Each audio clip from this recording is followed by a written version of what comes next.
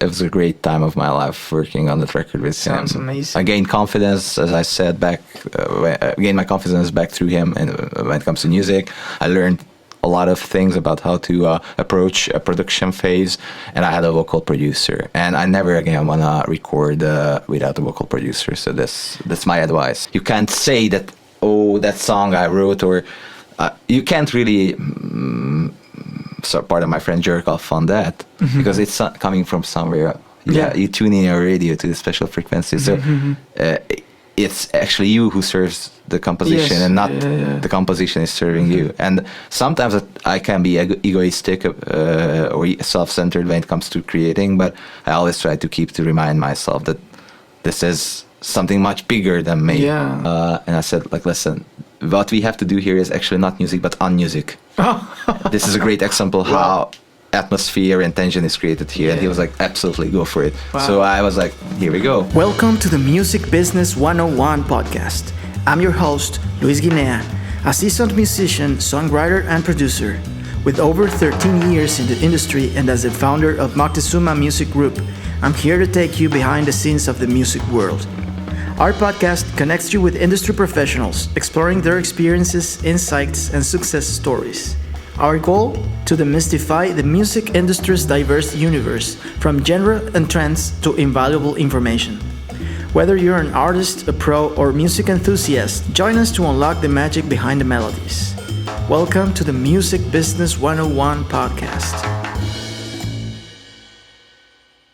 So, welcome everyone to a new episode of the Music Business 101 podcast. I am so happy to have a new guest here. And, this is a very special occasion because we're having Marton Szegedi from the music production and technology and innovation program from Berkeley. So, welcome, Marton. Thank you. It's so good to have you here. Hey, Liz. Thank you very much for having me. This is great. I'm really honored to be a guest of your show. Thank you. Thank you for being here and spending some time. I know that every week it gets a little harder to open up some time on the schedules with all the projects and everything, but I think this is a very special occasion to get to know more about the amazing people that is here in school, their projects, their backgrounds, their stories. So thank you. I appreciate it very, very much. And I would like to start telling people a bit about you. You come from Budapest, but you moved to the US, right? Correct. So it would be very interesting, I think, to know how was it for you to become an independent songwriter, music producer, and recording artist from Budapest in the US. Tell me about it a little bit. Yeah, long story, right? Yeah. So first of all, thank you very much, Liz, for having me here, and shout out to the guys who will watch this. I was basically making music since immediately after high school. So I just want to get this it's important on the to table. Know when you started. Pin this down. Yeah, I started when I was like 19 or something. Okay. And I had my fair share of adventures with coming in and out of making music, and I had my doubts and shadows over me. But the reason why I went to New York was not because of music, but I had a career in public administration. So I had a regular day job, and because of that, I got assigned to New York as a diplomat. Wow. I was working as one of the officers of the Ministry of Foreign Affairs of Hungary, which is, for the US audience, I'm telling this is roughly the equivalent in European states of the Department of State. Okay. And I was at the cultural department, so I was kind of acting as a back office for Hungarian embassies and consulates around the globe with their cultural programming. Okay. And so I got this assignment that was late 2016 and early 2017 on a bright day in February, which was brutally cold in New York. Usually that's the way how it is there. Okay. I landed in the Big Apple, and I started my work as cultural attaché at the Hungarian Cultural Center in New York. Mm-hmm. Because it's quite a specific career or job. I just might want to add here that these centers operate all around the globe. For instance, Hungary has if my mind serves me, 20 7 cultural centers in 25 countries. Okay. But a lot of European and non-European countries, for that matter, do actually maintain a network of such centers. So it's a common practice in public diplomacy to kind of show your country's values and assets via the means of soft power, so culture and arts and stuff like that. And in my capacity as a culture attaché, I was bringing over Hungarian talent to the American audiences. Wow.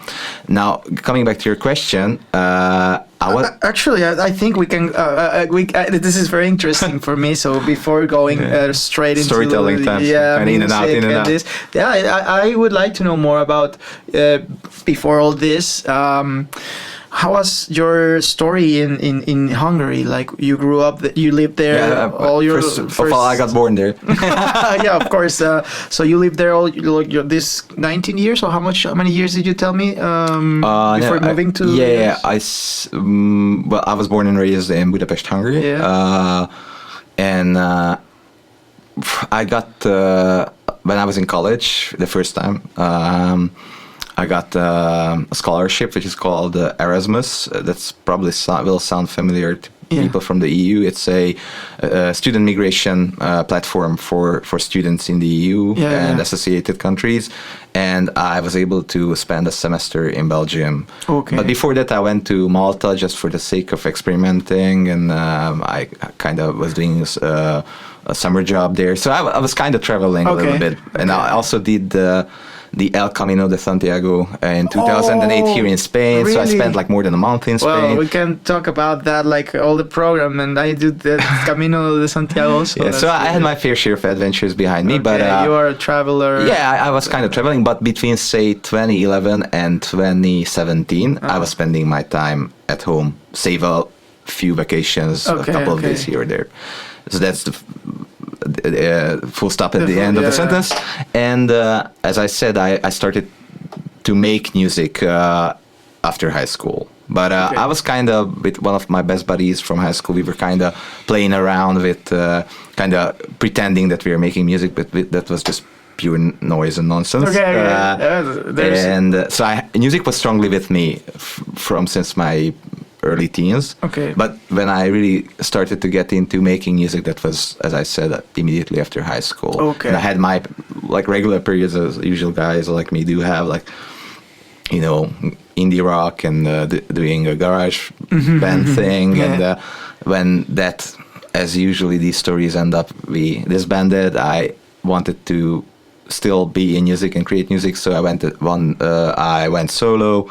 I started to learn like how to produce my music. So and this is how I got into production. Okay. A little bit of engineering, and sort of one thing led to the other. And I think, and we can get back to this a little bit later. The thing from which I learned the most when it comes to music was like actually having the luck to work with extremely talented and good-willing people who showed me things, and I was eager to listen to them. But again, as I always said, in parallel to this, I had my day job, and because of my day job, I got to New York. And by the time I got to New York, I wasn't really doing music for like 2 years. Okay. Solid. You said about you studied college twice, so you have like the whole degree, or? Yeah, I have a graduate degree. I have a master's in sociology. Okay. And an undergraduate in social studies. Okay, very interesting. And now you're in your master's as music producer. That's so interesting. I think it's like not a very usual combination, but it can be very, very good for you because you know a lot about people, about diplomacy, about, I don't know, even if, apart from the studies you have, all the experience you have of traveling, knowing different countries, so you can translate all this naturally to your music. I hope so. Yeah, I think so. I mean, it's nice. You have a cool social background, and it's very valuable for putting it into music and working with other artists also, so you can connect with the people you work with. Yeah, I try to do my best to utilize my former experiences when it comes to music and making music together. Yeah. Okay, so then you moved to New York. That's You're right. working there, and when does this connect with music again? Yeah. So where I just left off, I wasn't doing music. I mean, I was doing music for like just Hobby. absolutely hobby on the side, like for the drawer of the desk, like just writing. And there it goes. And I was fine to some extent, but what happened is that after moving to New York, I got, honestly speaking, I got severely depressed. The burden of being so alone, I never have been in my whole life, was just taking a toll on me. And some personal issues has also got into the picture, which I don't want to get into right now, but I was in a quite bad spot. And probably a lot of people would like saying, hey dude, you're having a good job, because of this job you're in New York, what's your problem? Don't be a spoiled brat. And so I kind of had, on top of being depressed, I kind of had this cognitive dissonance, like probably I should have felt great, I should have been going out and enjoying New York City to its fullest. Still, I'm in my apartment but I'm not working and I feel like crap. So what's going on? And things turned to the worse during the summer of 2018, so like a little bit more than a year after I moved there, and I don't know how and I don't know when, but music just came back to me. So probably it was a immune reaction of my soul and body to kind of heal me in a way. I'm not a firm believer in esoteric thing, but I can't explain why it came back to me so sudden and so immediately. But it came back, and without me like asking for, like, please music come back because I'm dying here literally. It just came back, and I ended up with songs again. I have not written a single song for years prior to that. Then I just started to churn out ideas, and then when I realized that this is coming, this is happening again, I grasped on it and I used it as a kind of a therapeutic device. And while in New York, I was living in Brooklyn, in Williamsburg, which was known for its indie music scene. I befriended a lovely person who is one of my best friends from the US, Adnan Sabir. A great guy, you should check them out, folks. He's a folk singer-songwriter with Pakistani heritage, and he lives in Brooklyn. And we just met at a bar and started chit-chatting, and we kept seeing each other, so we continued chit-chatting, and we sort of grew in terms of friendship. And when I was pretty sure that these songs are taking shape and I'm putting my ideas together to form consistent structures, I kind of approached him because he was kind of producing for other local artists on the side. Like, listen, buddy, I have these songs. These are in Hungarian. I feel a little shy about these things. I haven't really done music proper for years, and I have some bad experiences when it comes to working with others. So I'm like, I don't know. So I was kind of like tiptoeing there a little bit. And he was like, just show me. And I showed him. And I was like, dude, this is almost already done. I would love to work on this project with you. And we started to work with Adnan on the 5 songs, which became in 2020 the Reasonless LP, az értelmetlen lemez. That's the title of the record in Hungarian. Wow, amazing. So, music come back to you, and also you got the resources. I mean, you get this friendship with this guy. I would like you later to write the name so I can put it on the description of the video, so you can check on the. Will do with pleasure. Yeah, and okay, so can you tell us a little bit more about the creative process of the album, of this this work you? Yeah, absolutely, love to. Yeah, so after he agreed to work with you, how this was the first time you worked with a producer, right? Well, proper, because always before that you always recorded by yourself. Yeah, self-produced. So how was it for you to tell, or like it was like a co-production, or you just gave him the songs and he would have like all the freedom to work with them, or how was this process of working with someone? Yeah, so I think it was more of a co-production, but on the liner notes, Adnan is being credited as the sole producer of the thing.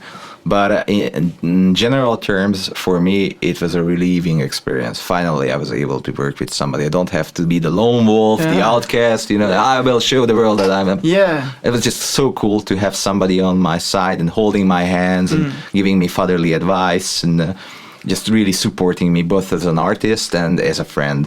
So it was the best of both worlds. And even so that we had some minor creative fights here and there about how to do it. It was just great, and I owe him a great deal of recognition and a massive kudos, because he really helped me to gain my confidence back. That's beautiful. And coming back to the actual practical aspect of the cooperation, I kind of drafted the songs on my computer, mostly utilized Ableton Live to. Sketch out ideas. So at first I think, now my memory is kind of fading regarding that, but I think I had some little blips and beeps from years before that, which I could use. I recorded some beats, some finger drumming or a little piano take or whatnot, and I just started to pull everything together, and then I picked up my guitar and I recorded some guitar where it needed to be. It's not much of guitar-wise speaking, is not much going on the record. It's more of an electronic singer-songwriter thing. Think of James Blake or something like that. Yeah. A little bit of breakbeat, a little bit of ambient, a little bit of kind of an urban vibe there. One of my friends said that this is electronic urban folk. Okay. I was never a real firm believer in genres, but that was actually a clever approximation with the mishmash what I was doing. And then Adnan got all the tracks when we kind of agreed that this is the final cut of it, and he started to do his own magic and a little touches here, little touches there. He was very confident in hey, listen, these songs are solid. The message, the story is there. I don't want to take away from it. I just want to polish. Okay. So if somebody will listen, they'll get the idea like this. Oh, all right. And we also did the vocal recording together. So he stepped in as a vocal producer, which was pretty brave on behalf of him, as I was singing in Hungarian. He wasn't speaking a single word in Hungarian. So I kind of had to translate the lyrics, which is probably the worst thing to do. I'm not a firm believer in translating lyrics or poems, because you get so much information lost in translation, especially with the Hungarian language. It's so different from any German-based like English or Slavic language. It's just a beast on its own. And I had some internal rhyming here and there, and I'm a prolific writer. I really don't like loosey lyric writing. I want to express my ideas and emotions in the most proper form, but with a catch. And to kind of give the impression to Adnan to work as a vocal producer, it was a little hard, but we tackled that. And he just really made me step out there in front of the mic and do the best I could. That's great. He was kind of a hard coach when it comes to that, but I think I needed that. And then after we were done with the actual recording and it got to the post-production phase, we had funny moments when he was, cleaning up the vocal takes and stuff. And I just realized that he just deleted a little vowel or a consonant here and there. And I'm like, dude, this is Hungarian. If you do that, you lose all the meaning. In English, you can, I can baby, I can like that. And still, we all comprehend what's going on. I don't know how it is with Spanish. Consonants are important. Now in Hungarian, these are super important. So if you take these away. I mean, sometimes we do have to clean up some T's and C's because they do this percussive sounds in the mic that tend to be very loud and is not enough to put a compressor on them. So sometimes you have, in addition to manually low down a little bit, but you don't take them off. You just lower them a little bit. Manual compression. Consonants, But So that was the thing. It was a great time of my life working on that record with him. Sounds amazing. I gained confidence, as I said, gained my confidence back through him. And when it comes to music, I learned a lot of things about how to approach a production phase, and I had a vocal producer. And I never again want to record without a vocal producer. So that's my advice. It makes a big difference. A huge difference. Yes, I can relate to that. I also the thing when you are a composer, songwriter, and you produce your own songs is that you usually think that you can do everything by your own, and it's good, but until you try, until you have this experience of having someone else outside of you to tell you how to do it better, and when you see the result, it's really a big difference. It's a huge difference. Yeah, I think you are very, very blessed to have this experience with him. I don't know, he sounds like a kind of angel thing, for me. Sometimes I have these angel persons in my life too. He was pretty much like that. That they just come into your life for some reason, and as you said, he helped you to get back to your music, get more confidence again, and follow your path, Yeah. So now what happened after the recording? Did you release the songs? Are you gonna release them? Yeah, actually it got released in 2020. Okay. We opted to release the record in late 2019, but life came into the picture, so we had to push it back, and then came the pandemic, and I released this mini LP in August of 2020. This was a independent release. Okay. I released and distributed it all by myself, but it was just a digital release, so no physical copies. Cool. And it kind of walked its own way, if you know what I'm saying. So through word of mouth and gossiping, some people actually picked it up from the Hungarian indie music scene, and I actually met some folks who were outside of my circle of acquaintances that they listened to it. Nice. But I'm not saying that it created huge waves. I'm just saying that it found its place among other records as well. Cool, that's nice. Yeah, sometimes I don't know. Some albums also take more time, so sometimes a lot of years later someone find out the music you made, and I don't know, I always believe that songs find their place always in time, sometimes immediately, and sometimes they just need to go to the right ears, and that does not necessarily mean that they have to be listened by thousands or millions of people. Sometimes sure. When the song gets to the right ears, it can be in a very early stage of the release. So I think the important thing here, this album is or this EP is more I don't know, part of your story, and it's beautiful that other people can. For example, right now I can go there and listen to this music, and I will probably find out, give it a different sense, because now I know the background story of your life and how you came to do this. So I don't know, it's gonna be definitely a different experience for me to listen to it now that I've heard this story than probably the people that listened to it 3 years ago. Yeah, I totally get what you're saying, and you see, from a professional point of view, I think I was committing a mistake, kind of releasing all 5 songs in one chunk, so I should have created some expectations towards my comeback record.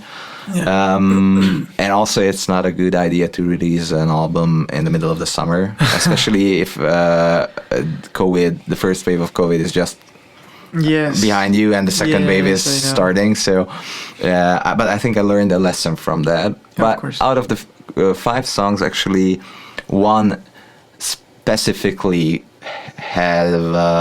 find its own life, and I will talk about that because it has to do something with other topics you wanna I'm curious, explore. Before going on the next questions I have for you, how was your relationship with the producer? Sorry, what was his name again? Adnan Sabir.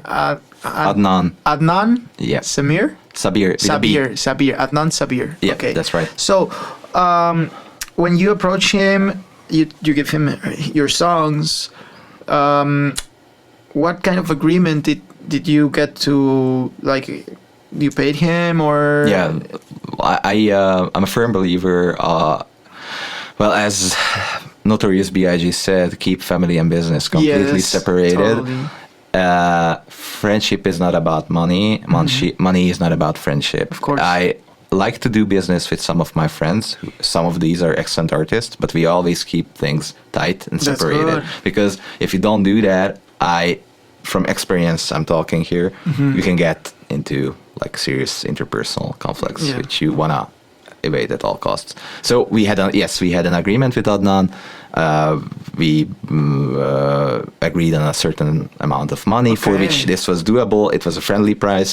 Cool. And I paid him Perfect. to do it. That's super good. I think. I'm not really. Sorry for bringing into your sentence. I really don't believe in pro bono work. Neither do I. No, neither. That's why you can do I favor for somebody who you Yeah. care for, but if it comes to like actually producing 5 tracks, recording that, mixing, whatnot, you can't demand from Yeah. a person, Yes. let alone your friend, to do this Totally. just for the sake of your smile. I agree with you. That's what I was very curious about. How was like the business part of the production? I mean, in terms of the agreement you have, because I don't know if it works differently in other countries, but sometimes in Mexico, we tend to ask for favors a lot, and sometimes that blocks a lot like the growth of the industry, because all the time people wants to do favors or get favors, and you don't get to promote this culture of paying for people's I work. absolutely can relate to what you're saying, because in Hungary is the same. Yeah. It seems like in Mexico. Yeah. People, especially in the very small music business there. Yeah. Hungary is a country with like 10 million inhabitants. Okay. Outside the borders, maybe we can say like there's another 4 or 5 million. That's like a market of prospective people of like 14 to 15 million. That's on terms of global music business. That's even you can't really do the percentage calculation of that. And even smaller is the actual segment you can target your music towards. So we are talking on top like couple of million people. When it comes to niche genres, even smaller, like a couple of 100,000, couple of 10,000 of people. And still, we have this closed, everybody knows everyone kind of like music industry back there. And everybody's keen on like doing, hey, you're my friend, you're a great brother of mine, let's do it. And then you get into weird situations. And Yes. And even I had not long ago a very weird thing, like I was talking professionally to a musician, and I set forth at the very beginning that I don't want the contribution of him to be a pro bono thing. So let's talk about money. Yeah. How much you want me to pay for you being a performer on the record? And he's like, oh, don't worry about it. We're gonna grab a beer. It's gonna be good. I like the tracks you sent me. And turns out a couple of weeks later, I had to call the guy because he was promising a deadline, which he was not keeping up. Ooh. And then he got super passive-aggressive about me asking the deadline he gave. And he just bailed out of the whole thing through the course of a phone conversation in a very unfriendly tone. So I'm like, either we set the rules and you let me know the value of your time and energy you're putting into helping my record, for that matter, and we are all clear, or we get into the gray zone and you will feel like I'm kind of stretching over the friendly boundary, and I will feel like you don't do what you've been asked for, so that's no good. Yes. And I'm a firm believer in promoting this appreciation of value, as you said, and to be upfront about financial matters. That I think that is to the interest of all parties involved. And I'm also a firm believer in doing the legal work, like writing the contracts. Do it. This is your percentage. You even if you contributed 4 chords, we're gonna give the ratio. You will be assured that your contribution from the IP perspective is granted. And then, say after a decade or so, if that song or part of the soundtrack becomes, I don't know, a big world hit, we will not be facing each other in front of court. And that would because that would be like really bad. Yes, yeah, very good. A lawyer.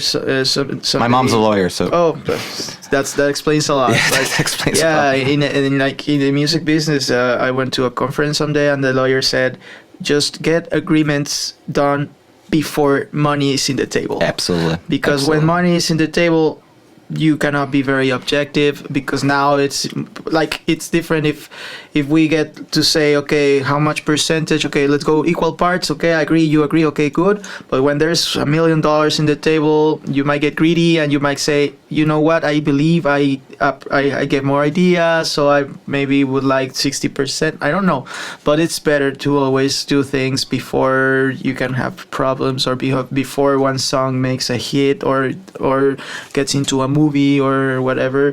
So yeah, this is a good advice for the people that is listening. Don't be afraid, if you're a producer, to tell your friends how much your work is worth, because it is not bad to get money from your work. Actually, the first people that should actually value your work are your friends. And also, if you're an artist and if you are doing, I know it's hard, because it is a struggle when you're starting.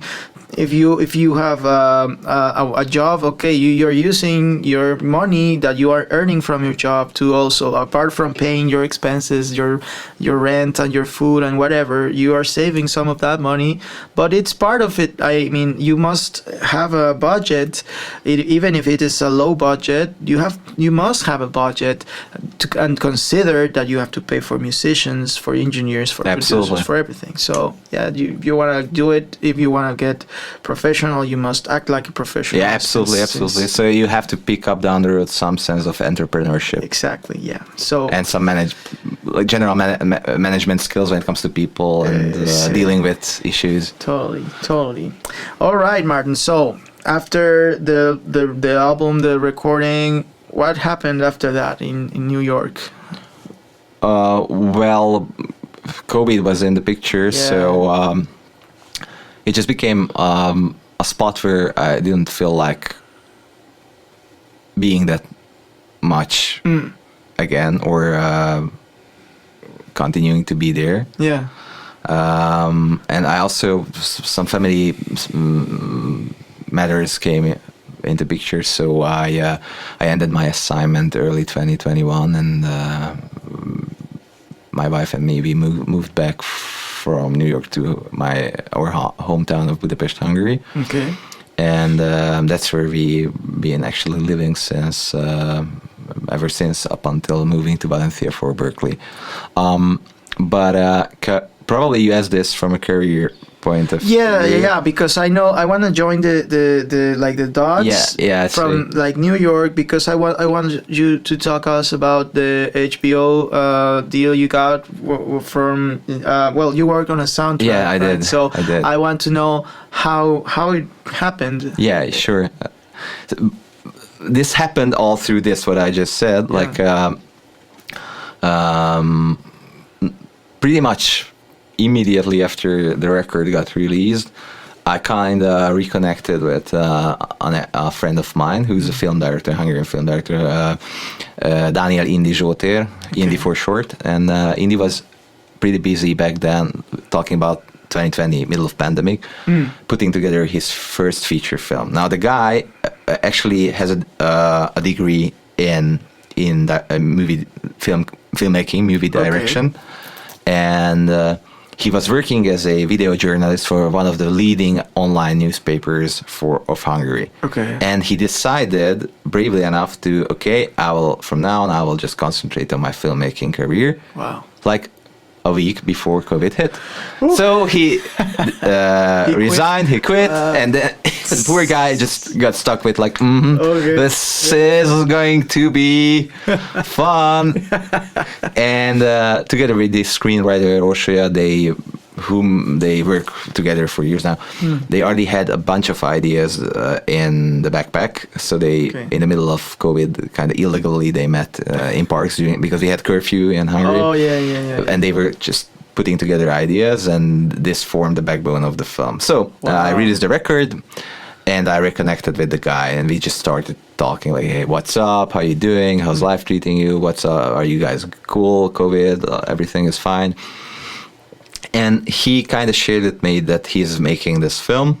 He already been able to show me the fundraising pitch show reel for that, and I was able to send him a listen.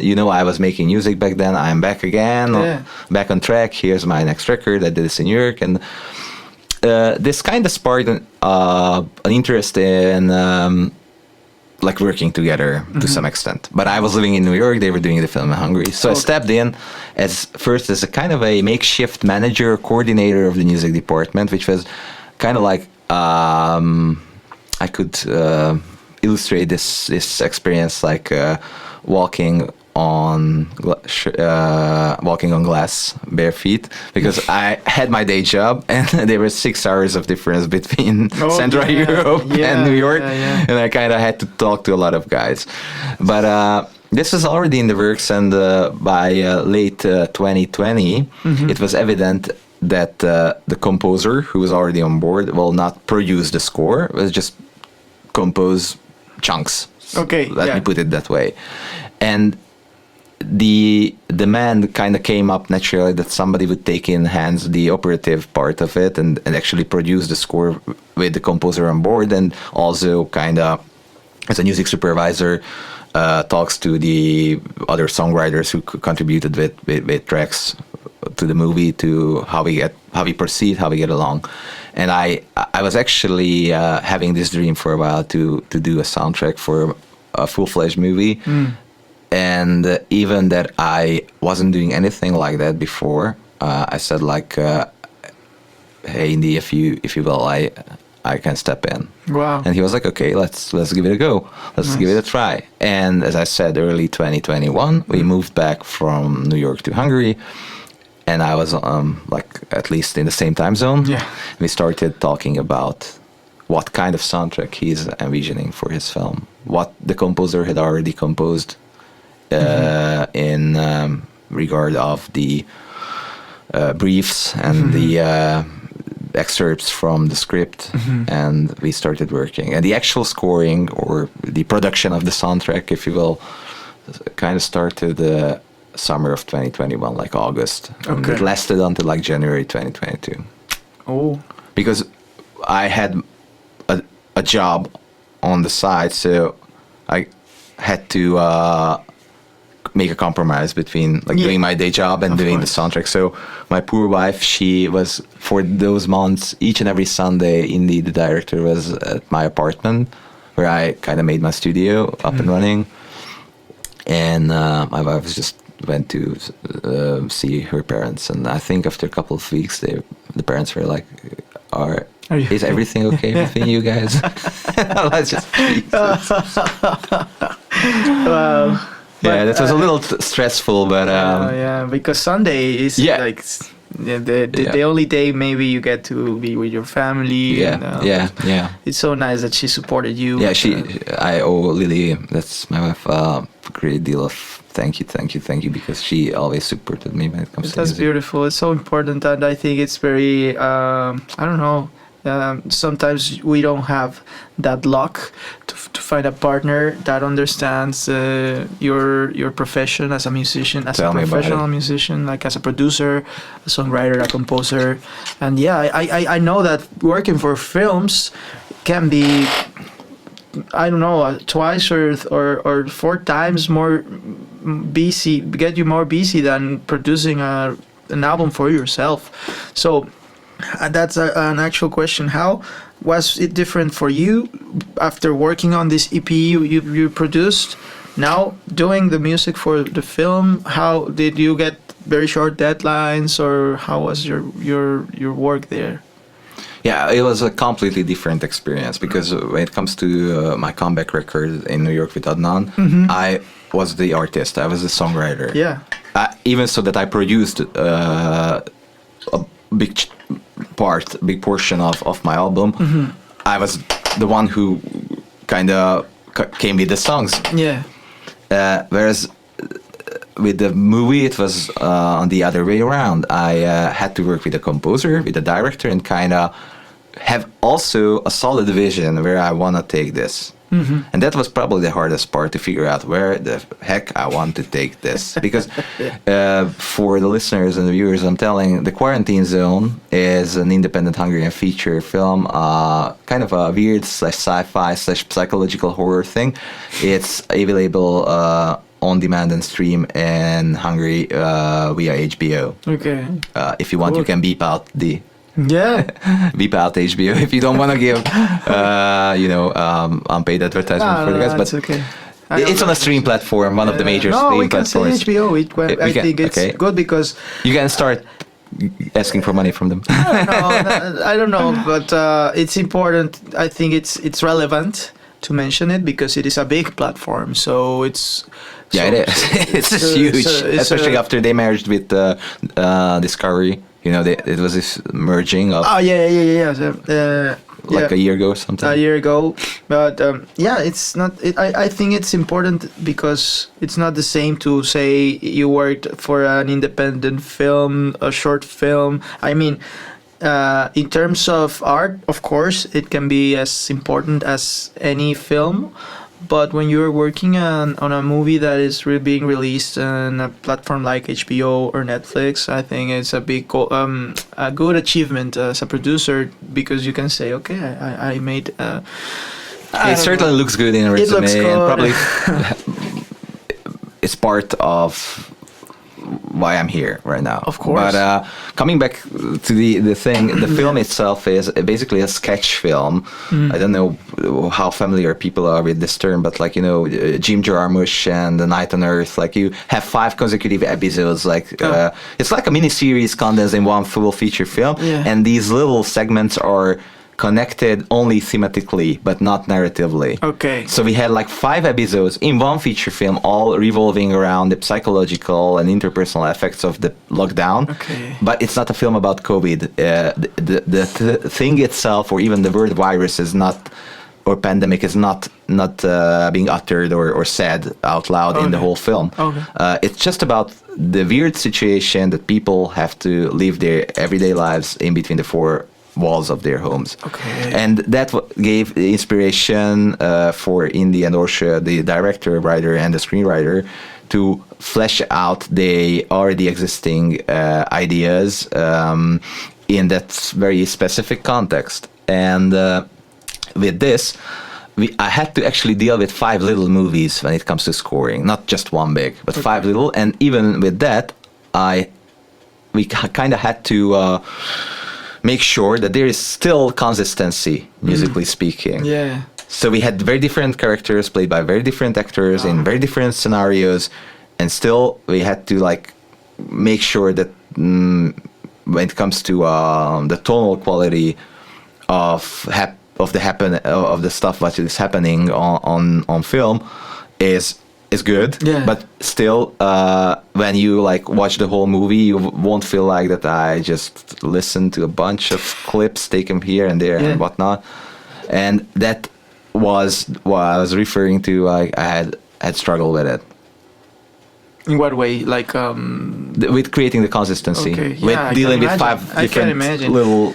And do you have a team to support yourself, or you were in charge of everything? This was an indie film, so we were running on the whole budget of the film was lower than the actual budget of an advertisement movie of 30 seconds, even in Hungary, which is a Central East European Hungary. So we really were running a tightrope there, and it was self-financed and crowdfunded. Okay. HBO just came in the picture as a distributor. Okay. So that was we already done with the film, and we were seeking a platform to kind of show it to people. So they have not financed it in any way. Okay. So I was in charge of the whole music department, but the whole music department was just Leonard, the composer, and me. Okay. And recording, instruments, everything everything we done digitally. Okay. Absolutely. Wow.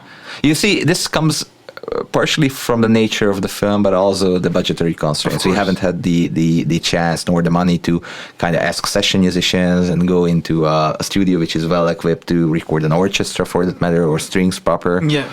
So we had to like utilize the power of VSTs and DAWs. And did you already knew how to use these tools, or you had to learn? You had to like for this specific project. Did you already knew about VSTs? And I was pretty much as again when I went like in 2011 when I started to produce new quote unquote music on my own. I had to like get a sound card and know how the DAW is working and what the VSTs are for. So I was pretty much into the sound design and technical aspect of music.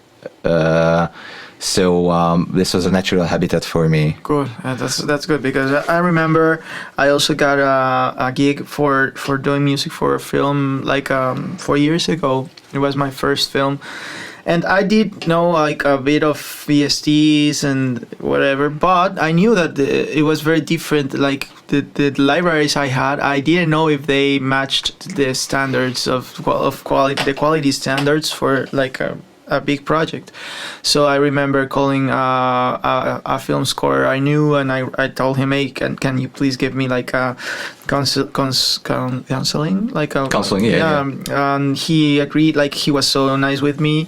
He gave me 1 hour of his time, just like, okay, tell me the project is blah blah blah, and he told me, okay, you can use this library. If you don't have good strings, use this other. If you don't, like, he gave me a list of all the tools he used for like real Netflix projects or like big projects. He told me, if you don't have money, use this one. It's free, but it's very good. So I don't. Sometimes when you don't have the resources, there's always people that is willing to help you and give you like advice on what tools to use. But it's good that you already had like this knowledge. So yeah, I had the preliminary or the background knowledge, but I actually had to come up with the toolbox of mine on the fly. And coming back to the fact that actually this was a co-production between the composer and me, Leonard van Rendonk, who's Belgian but lives in Hungary. I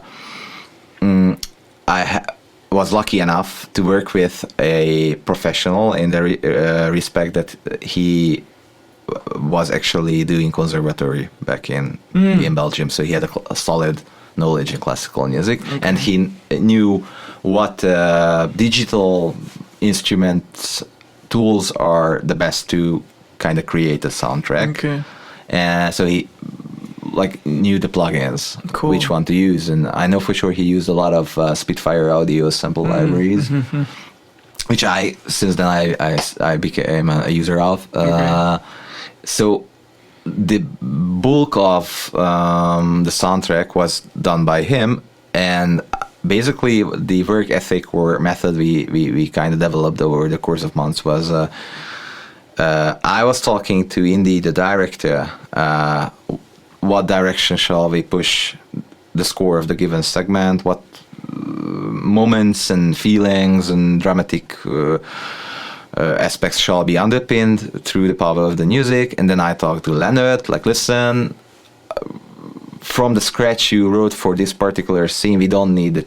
I'm just giving a plain example. We don't need a cello, but we would need a double bass. So can you just rewrite that part and send it to me? And I received tracks by the end of the day.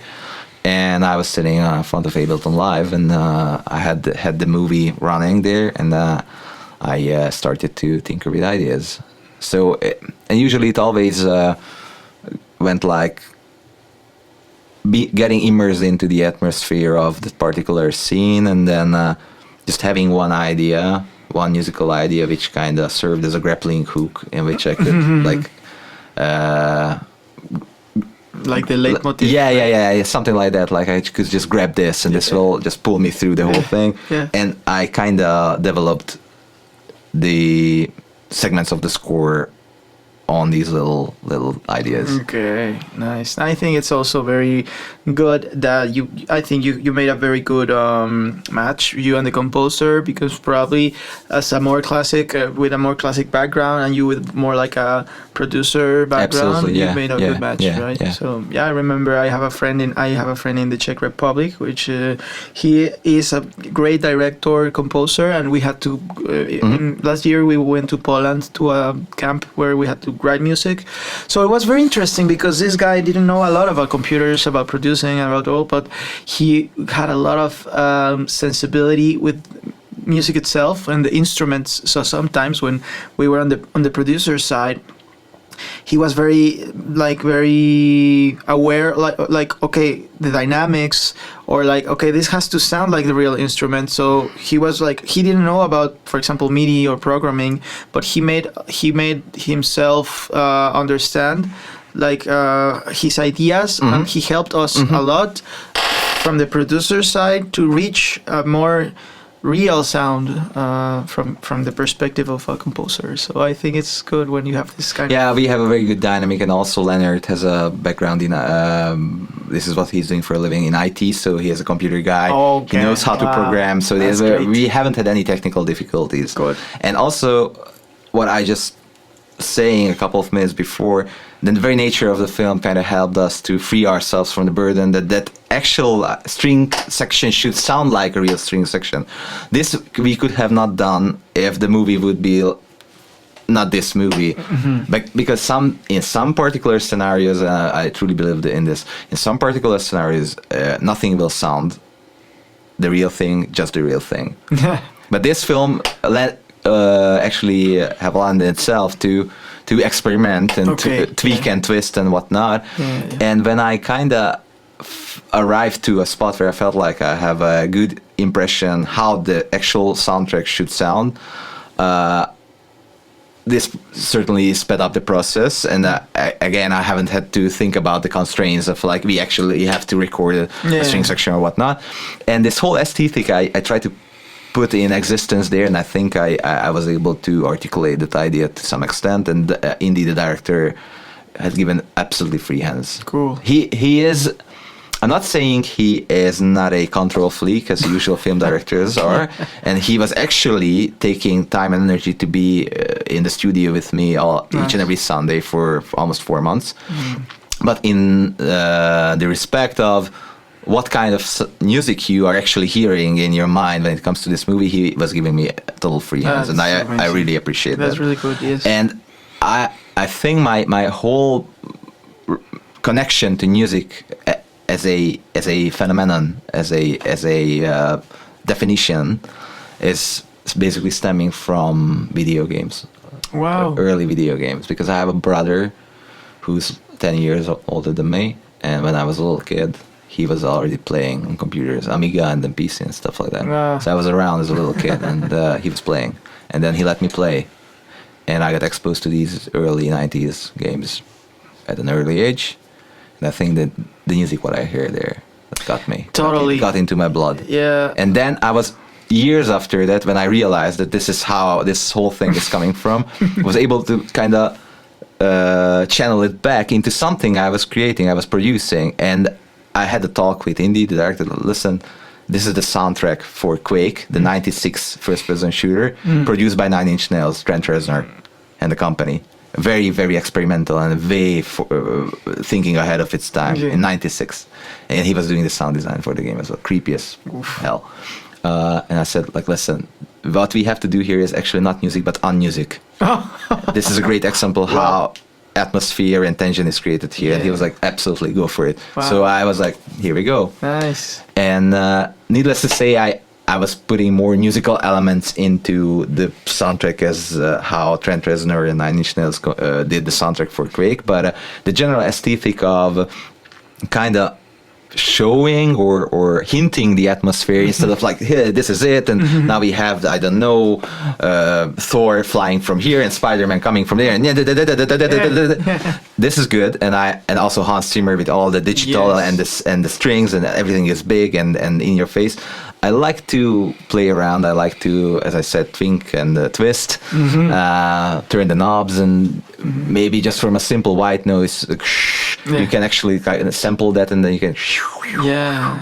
And to a great extent, modern day scoring, especially when it comes to independent film, is more about sound design than the actual scoring. So we were able to meld both worlds with Leonard putting in the classical aspect of it, and me putting in where I think my talent is actually crafting sounds. That's really interesting. I just remembered a soundtrack that got my attention a lot in a recent series, and I looked for the composer. I cannot remember her name now, but do you know the soundtrack for Dark, the series? No, well, unfortunately not. This is a German series about time traveling and like. I don't know, but the music was when I saw the whole series, which actually I did this in the pandemic.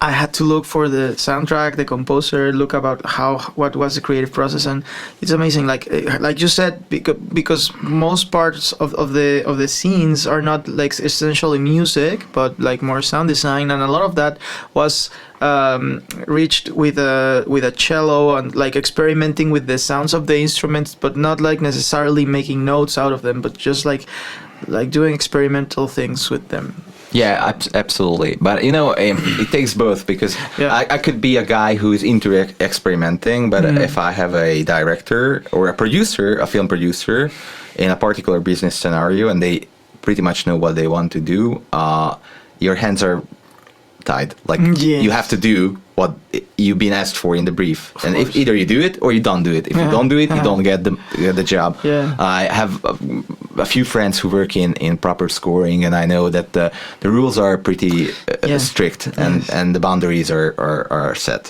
from the beginning. This was an independent film. We had the space to kind of wiggle with when it comes to trying things out, and I was able to dream up the score, sonically speaking, and this came together very well. But this could have been another scenario. Course, I could easily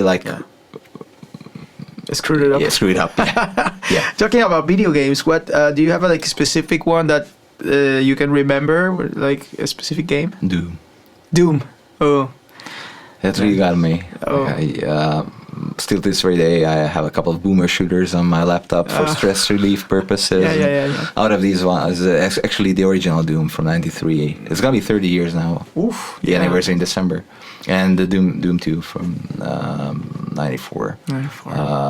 I kind of came across these games a little bit later, in '96, '97. I don't know. I was a kid, but it was just something to that kind of music, and after years when I was a grown-up person, some sort of grown-up, I traced back the influence of Bobby Prince, the composer who was hired by id Software to do the soundtrack. And we have to address the elephant in the room. Bobby Prince stole a lot from metal bands of the era, like Pantera and Slayer and Alice in Chains. A lot of the original Doom soundtrack is basically a plain and simple ripoff of riffs by Slayer or I don't know, Metallica.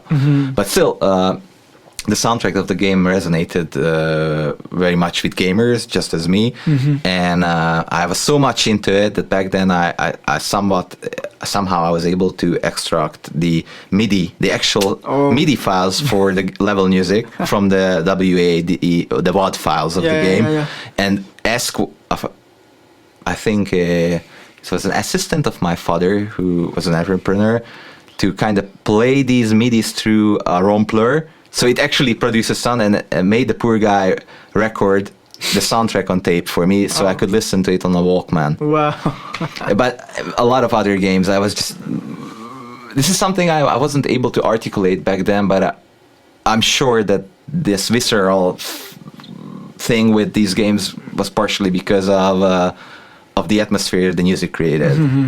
And for me, for a certain period of time, say between like 9, 10 until like 13 or 14, music was more of an applied medium, a form of applied medium, as in film scoring, or soundtracks to films and video games, rather than just songs. I haven't had a favorite artist. I wasn't a fan of anything. And then, of course, I got into rock, and I needed a guitar, and I grew my hair, and I had all the package.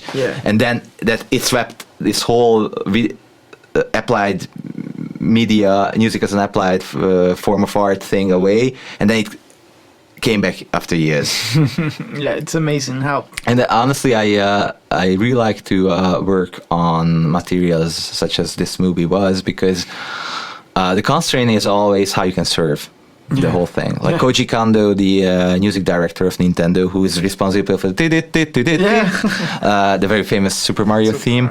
He is always saying, like, the music in a video game should serve the purpose of the gaming experience, not to take it away. Like, you don't have to pull you apart away from the game. It has to push you in the game. Yes. And I'm very much a believer of the same philosophy when it comes to film score or movie soundtracks as well. It has to soak you in. Yeah. And the actual thing, how you achieve that, how you create a soundscape which invites you in, let that soundscape be very dark. And it's not like it's very friendly. I'm just saying it invites you as the person who experiences that audiovisual thing. Is just kind of a magic. Yes. And given the fact that I like to spend elaborate time, even when it comes to my music as a recording artist, with actually fiddling the knobs and sound designing, how that kick drum is sounding, how I want that little in the background to come in. Probably that helps when it comes to creating soundtracks like these. Totally, yes. And I think it's really good to have these both sides of the, like you said, creating music as a recording artist and creating music as a producer, composer for film, different things, but in the end, I try to converge. Yeah, exactly. So it's good to know that. And I'm very curious about how was your role as a cultural senior program manager of the Hungarian Cultural Center in New York. How did all this? I'm trying to wrap up all the background you had. These have a experiences, little bit wide spectrum behind me. How does this influence your perspective, in between Europe and in America or the United States? Like when you were back now in Hungary, how did all this experience? Could you perceive some influence in your work or in your life? Absolutely. Well, first things first. It sounds very fancy, the senior program manager of the Hungary Culture Center and cultural attaché and diploma and whatnot, but in practice that means that I produced events, cultural events, art-related events for the US New York audiences. Yeah. We try to show them the power of Hungarian culture and hope that they will click and resonate with what Hungary can offer, both in terms of culture and as a country with touristic opportunities or economic opportunities. That's the whole purpose of these centers. Okay. Let them be Hungarian or Czech or German, for that matter, operate. And doing that in New York was a little bit challenging because there's so much noise, culturally speaking, happening in that city that you really have to break your back to kind of stand out. We're talking about a city with 8 point, I don't know how many million people, closer to 10 million probably. You have every kind of cultural program per day. I know, yeah. You can think of anything which is not happening on a single day in that city. And we had to compete with that kind of saturation. Thank you very much. Yeah. This oversaturated market. We had to compete on that oversaturated market with limited assets and limited financial means. But I think, or at least that was the case when I was there for 4 years. We tried our best and we had good numbers when it comes to attendance. I think it's just an art of finding the balance of what you might think as coming from a different country is to the liking of the audience you're catering to, whereas actually meeting the demands and needs of the audience you're catering for, if that made sense. Yes, totally. But I think I don't want to sound nationalistic or anything like that, but I think Hungarian artistic talent is recognized all over the world. We're just a little bit flying under the radar when it comes to that. And no wonders, usually the art forms which do not involve the language as per se, were able to gather the biggest audiences. Visual arts, classical music that goes huge in New York, not just Hungarian, but classical music, and a lot of great Hungarian classical musicians, and film. So these were the the flagship of the programming of the center, and I gladly enjoy doing that because I really believed and I really did believe in the power of talent of my country, and I wanted to show that talent. That was a genuine desire of mine, and probably that shined through. But I also had the possibility to work with excellent artists, filmmakers, sculptors, painters, musicians. Out of these people, I'm still in contact, if not on a regular basis, but from time to time. So that definitely helped to widen my network. And I was proud to bring over some special talent from Hungary, which otherwise probably could have not been presented in the US. That's great. And I think the experience of dealing with people and and an audience coming from a very diverse culture background helped me to listen to actually both the performer, the artist, and the audience, and try to balance both ways, meet both ends, and probably the patience I learned the most. Some stuff takes a long time, and sometimes you can easily get pissed off when it comes to different needs and how people articulate different needs. But at the end of the day, you have to do your job, and when you actually depend on the performer or the artist, you can't go mad. You can't go mad. You have to stay cool, play James Bond, and power through. And you always have to make an effort that you are actually listening. Either the audience, audience is customer is king. You know this from the US. The audience is king. If they say, I don't like this, certainly, madam, sir, or whatnot. Whereas the artist, I don't like this chair. Okay, I'll get another chair. And then you're like, why the chair is such a big issue here? But it can happen. I'm not saying all the artists I work with were picky or unfriendly or rude. No, but sometimes you end up in sketchy, itchy situations. You have to wiggle. And I think I always had a thing with communicating and kind of being an empathic person, building bridges. So this resonated with me when I was in my diplomatic capacity. And I tried to recycle this experience when it comes to working with other musicians or composers, songwriters, whatnot. I tend not to think that much of myself when it comes to the creative process, honestly.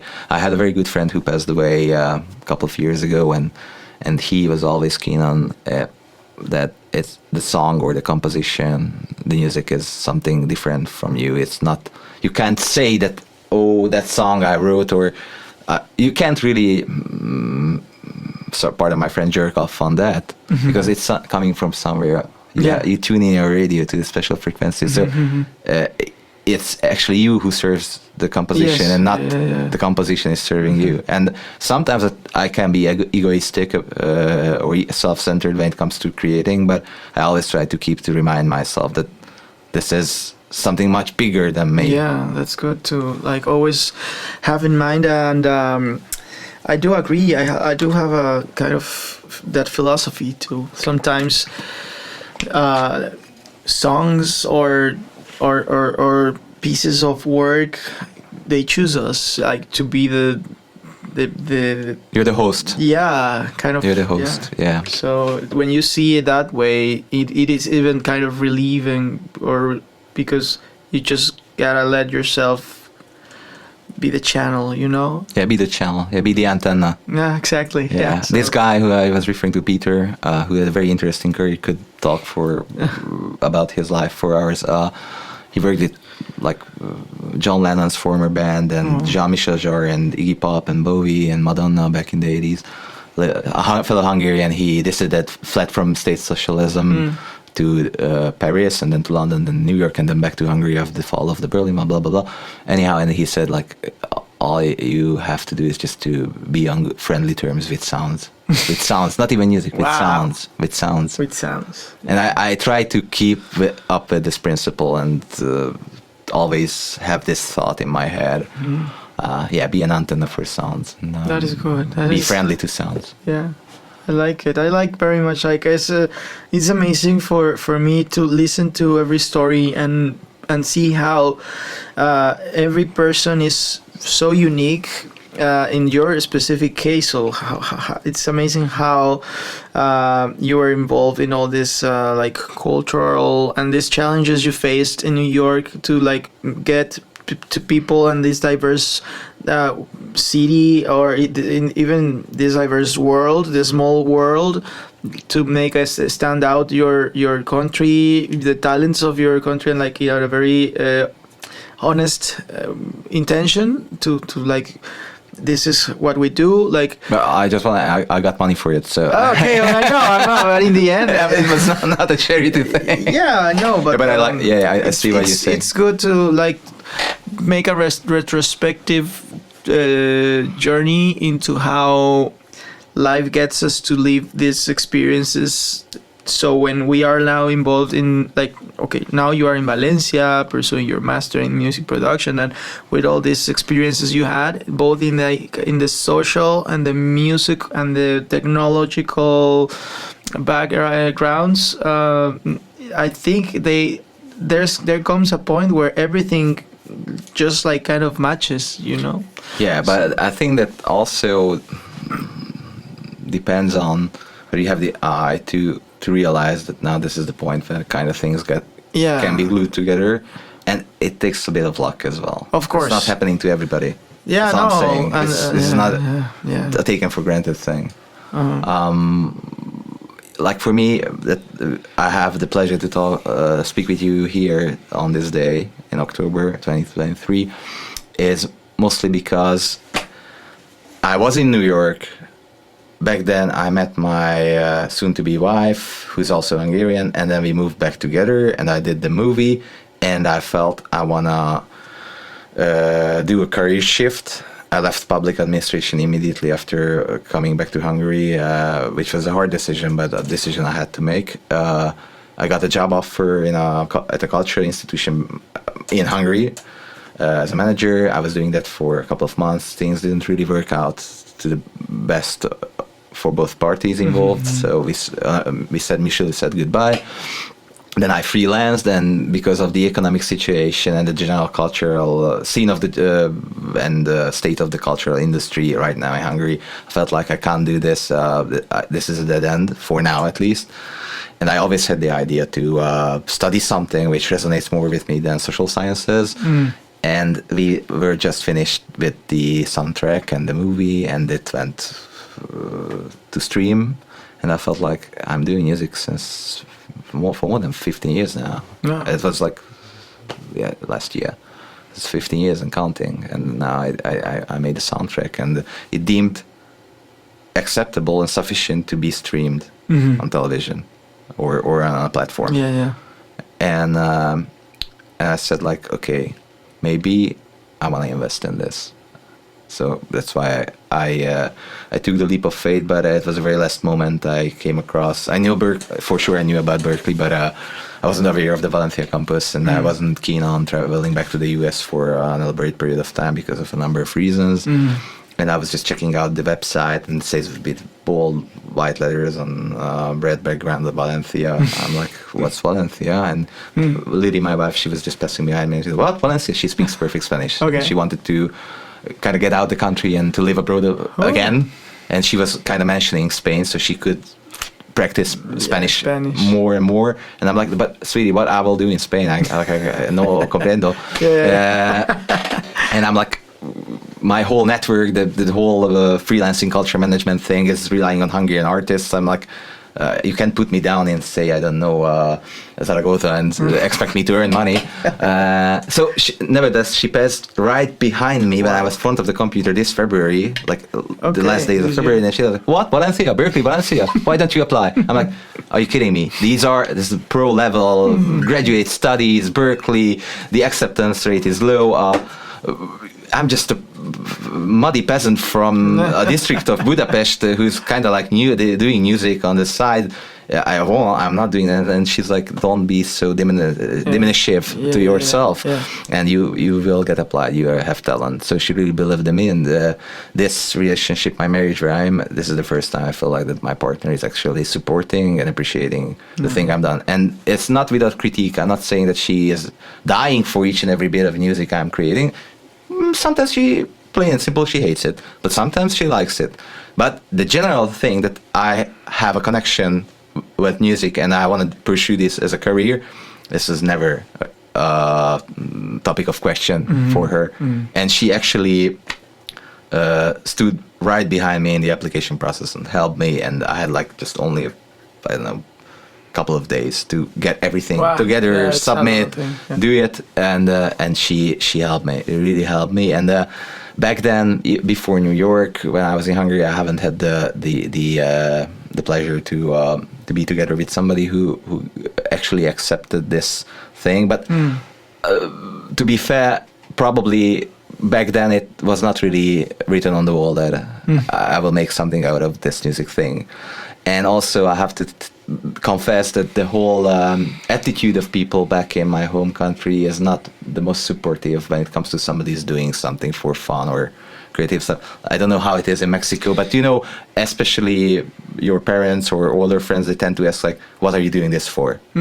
Like, I don't know, I repair tables. Why do you do that? Why? Why do you do that? Like, if I always have to justify my motives with the notion of whether it's making money, and if it's making money, how much money it will make. I've had my struggles with my family when it comes to music, and also I've had struggles with my circle of friends because I sucked big time when I was performing, and needless to say, I'm in the MPTI program, not in the CPPD program for that matter. But I think I really needed support, and when going to the US, being in New York, being in the US climates, in the whole social context, and especially Brooklyn with the indie scene, that just was a absolute watershed moment for me, a complete eye-opener, 180 degrees of change. Like, actually, you can do this in a positive way, in a supportive way. And even so, if you don't like the guy's music, you will not bash the guy. You will just say, yeah, cool, you do music, you do your music. Who cares? And it was so liberating that I can't express this. You probably could see the excitement on me. And this, I really tried to kind of smuggle back into Hungary. And I'm not so sure that the folks were that receptive about that attitude and approach. And also the money thing we were talking about. Like you could actually set it legally and pay, and everybody will be on good terms. But as they say, no one can be a prophet in their own home. So I don't know. Yeah, it's a thing. I also Mexico now is more open, but I still have, and I had a lot of this struggle you talk about.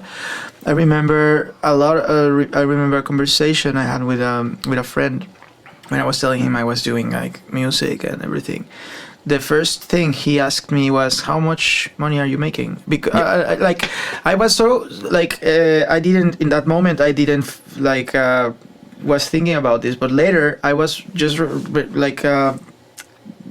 reflecting on this, and I was like, he didn't ask me how happy I was, or he didn't ask me if it was fulfilling or if I was learning something. I mean, the direct first question was, how much money are you making? And I've had this so many times, so many times. And I'm like, as I'm growing older and kind of being more protective of myself, actually the immediate reaction of mine is why it's none of your concern. Why it concerns you? I'm not picking your wallet. Why should you pick my wallet? It's none of. I'm not asking you what you make money out of. That's not my concern. Why do you care? No, and I mean, it's a taboo and everything, and I don't care. Like, it doesn't bother me. Like, I can tell you, but it's the thing here is, why do you care so much? Yeah. You know, because but it's not their fault. I know that it's a more like a social thing. We've been trained to think about money, and if it, I can understand why a lot of countries, and mostly countries that are more in development, like Mexico maybe, or like Hungary. We don't have time to think about other things more important, like fulfillment, like happiness, like feeling connected to other human beings, or feeling that you are having a purpose. Like they focus more on, okay, let's be productive, because we have to survive, or I don't know, maybe it's a complex thing, and you may know more because you studied sociology, so maybe you know more about that, but that's like the perspective I have from the outside. So sometimes I try not to judge very much. But it can be disappointing. Yeah, but this all leads up to being a big, huge baggage on your shoulder. Yeah, exactly. Which you carry for a life. Yeah. If you don't open this bag up and see what's down there, you will have hardships. You will have hardships, and this is just the process I'm in right now. It's not something I'm over, and probably I will never will. Yeah. But it's something I'm considering all the time. I'm reflecting it. I'm a little bit of an overthinker, and also something like, if you have a kid, like you don't want to. This is my baggage. You have to carry this. Yes. But it's good. I think it's good that you have a lot of people here. We are more conscious about that. I don't think it's a generational thing, or just like a lot of people in my circle is more aware of like these things, and more. I don't know. We are more careful, probably, about thinking about that. If I have kids, I don't want them to be carrying things that are gonna make them harder, like their lives harder. So I don't know. Self improvement, self development. I think it's a part of also like all the things we have been talking about. Like it's important not only to be good at what you do, but also in a human approach, or in a human kind of generally just it's just be nice to others. It's I think that's very important. Probably this was one of the key takeaways from my former job as culture manager. Just like make people happy, and I can believe that when you achieved something for an artist, you felt good, right? But you see, I don't really think that each and every person has the responsibility to make other people happy. It's just don't be rude to the other people. Just be nice. That's all. You don't. The happiness is, let's say, a complex thing to tackle. I'm just saying that you can't really expect from somebody to make you happy all the time. Probably not in all possible interpersonal scenarios, but you can reasonably expect from another human being to be courteous towards you and totally respectful. Agree. So now you're here, Marton. Just to, I think we are almost. We can be talking here for hours, but I enjoy this conversation. Me too. I'm enjoying it a lot, and I think it's also very good for people that is listening to us, like to know more about all we've been talking about. So, thinking about maybe if you had some advice for aspiring musicians, producers who aim to pursue a career in music industry, could you have I don't know, 2 or 3 specific things that you can tell them? Like, I don't know, whatever comes to your mind. Probably I'm not the best to give such heavy advices. From your experience. I mean, okay, I'm gonna put it easier for you. What would you tell Marton 15 years ago? Okay. That would be easier. Yeah. Well, probably the first and most important I could give as an advice to anybody, not just to my former self, but especially to my former self. The immediate, and it's not about music, generally life. Yeah, okay. If you tend to meet with a person who is a know-it-all and speaks with an indiminible and fully righteous and self-justified way about stuff, about how to drive, how to make a living out of, how to live, how to love, how to blah blah blah. You just have to stand right up from the chair and turn your back and just walk away. Don't believe in anybody who pretends to know the answers to all the questions of life. And that also relates to not having to act like you know all the answers. I was struggling with a competency kind of disorder. Like I felt like I always have to show that I'm competent enough. So I was kind of giving answers where I should have been silent. Okay. And this is it. The second is that if you have the luck to meet somebody who's a little older and wiser and generally speaking doesn't seem to have selfish motives behind of supporting you or helping you, probably you have to listen. Like I could have been in a better spot career-wise when it comes to music if I would have listened to people. How should I do? But back then I was like 23, 24, 25. I was, here I go, I will do it. And I know the best way how I do it. And no, you don't know. And probably the third is, I know it was two, but the third is work in groups, like make a team, believe in a team, and you don't have to do all the shit by yourself. And the more the people, probably the more will be the general knowledge and the quality of the output will be. And actually to learn from, and this is kind of resonates to this Berkeley thing you were mentioning, but I always learn from classmates and people. We're just talking, and I'm like, why this guy is doing that particular thing that way? And then I kind of realize why. And that's a whole new information for me. And maybe sometimes I talk a lot in class, but that's because I want to share my experiences that XYZ stuff, I do this, ABC stuff, I do that because of I don't know what. Yeah, but it's also really, I'm kind of a tribal elder in the class. But it's good. I think it's really cool to be here in this environment, like they call it the Berkeley bubble, but the BB. The BB. But it's like I see it like a bubble where time and space are not like, I don't know, it's kind of elusive a little.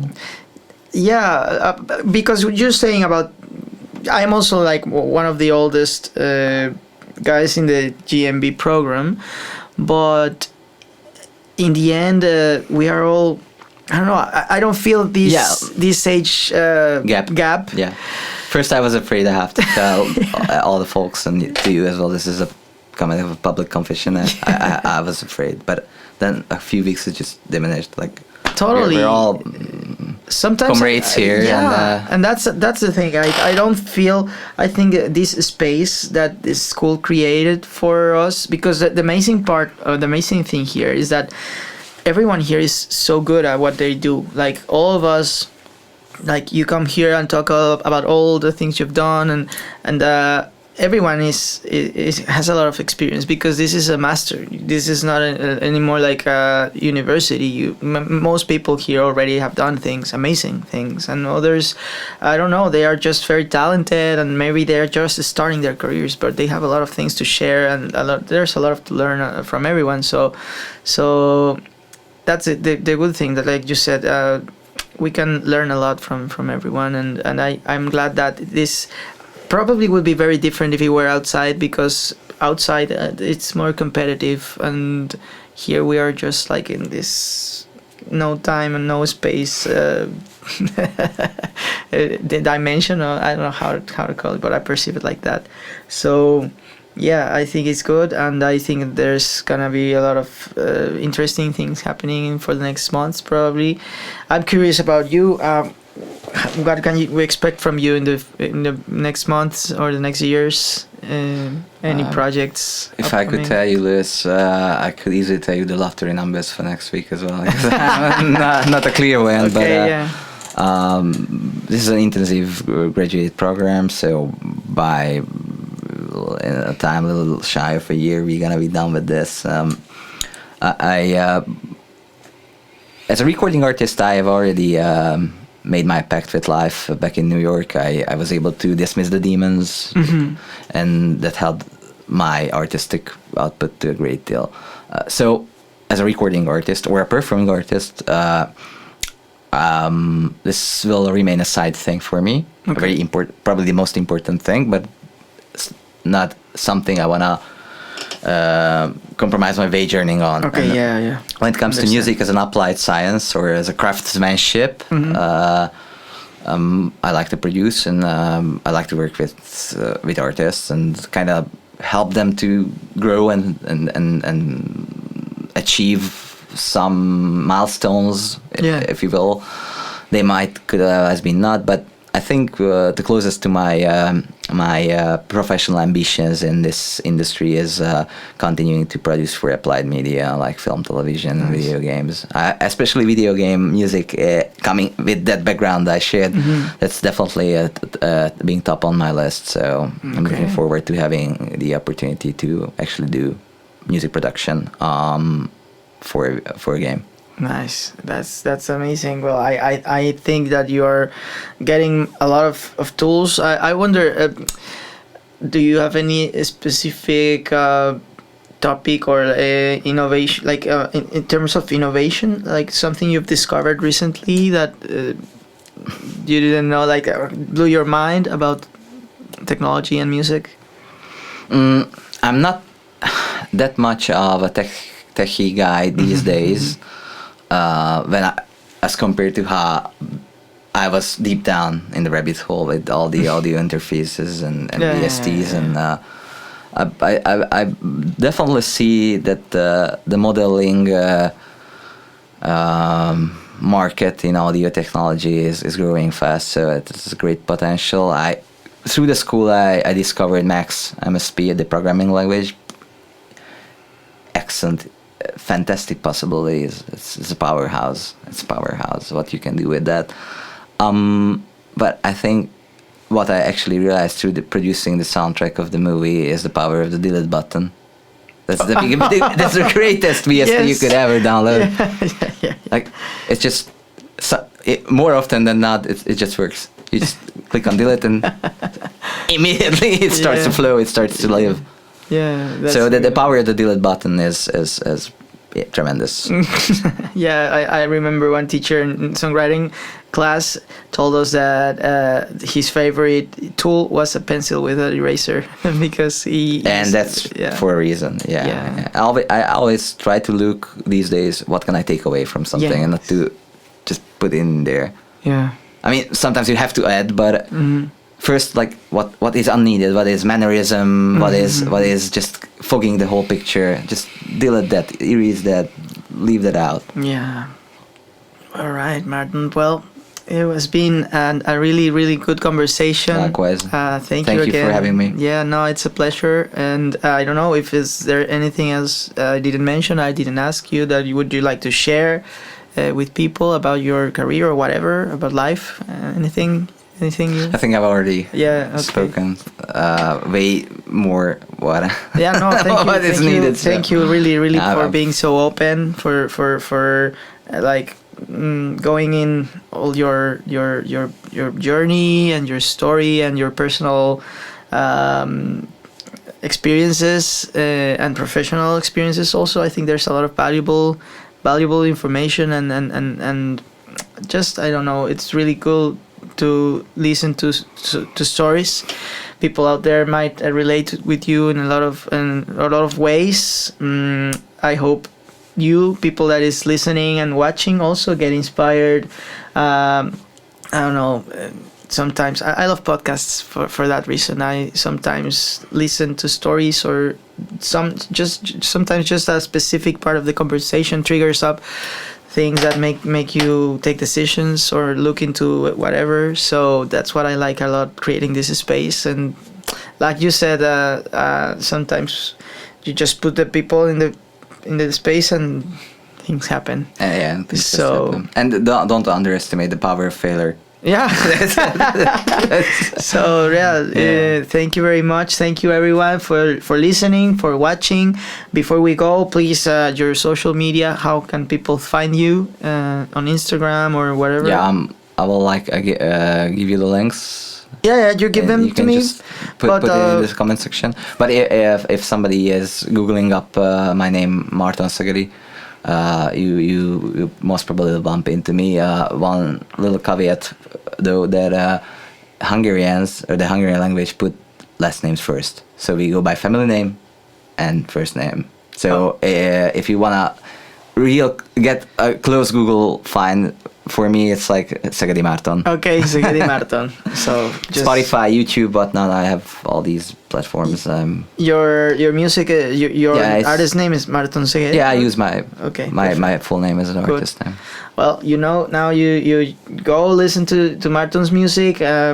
If you want to get in touch with him, just look for in Google.